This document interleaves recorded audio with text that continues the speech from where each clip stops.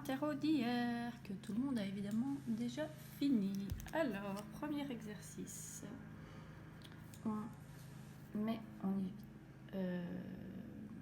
On factorise.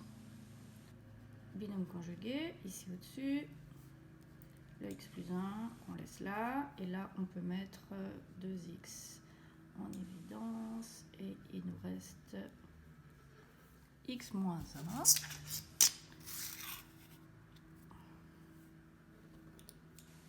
Les conditions d'existence dans ce cas-ci, donc là le x ne peut pas être égal à moins 1, ici le x ne peut pas être égal à 0 et ici le x ne peut pas être égal à 1. Est-ce qu'il y a des choses à simplifier?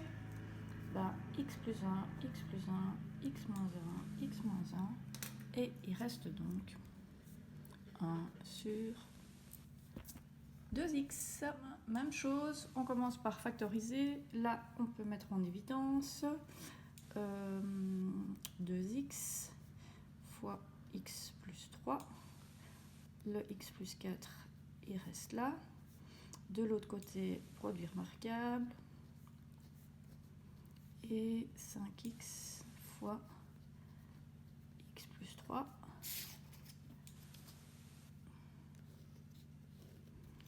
Les conditions d'existence, ici donc x ne peut pas être égal à moins 4, x ne peut pas être égal à 0 et x ne peut pas être égal à moins 3. Je vais un petit peu bouger, voilà.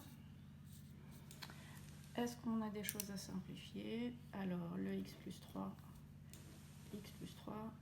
une fois le x plus 2, x plus 4, pardon, avec le x plus 4 ici. Et le x avec le x, il reste donc au-dessus 2 fois x plus 4 et en dessous 5. Voilà. Alors, le troisième. Là, on a de nouveau des binômes conjugués. En dessous, un produit remarquable.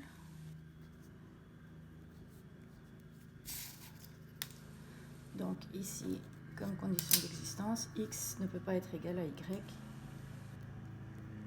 ou y ne peut pas être égal à x, ce qui est évidemment la même chose. Et on simplifie x moins y avec la parenthèse, une des deux parenthèses. Et il nous reste au-dessus x plus y sur x moins y. Ici, évidemment, interdiction de simplifier puisqu'on a un plus. Alors, les deux derniers, une division.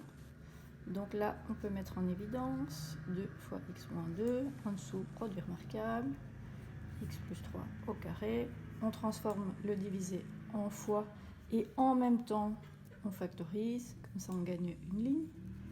X plus 3, x moins 3, et ici, x plus 2 fois x moins 2.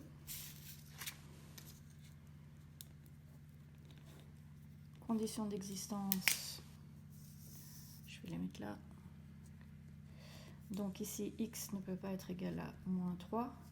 Ici, x ne peut pas être égal à moins 2. Ici, x ne peut pas être égal à 2. Mais on regarde aussi là au-dessus, puisque avant, c'était au dénominateur. Donc là, c'est de nouveau moins 3, on ne va pas le réécrire. Et là, on a encore x ne peut pas être égal à 3.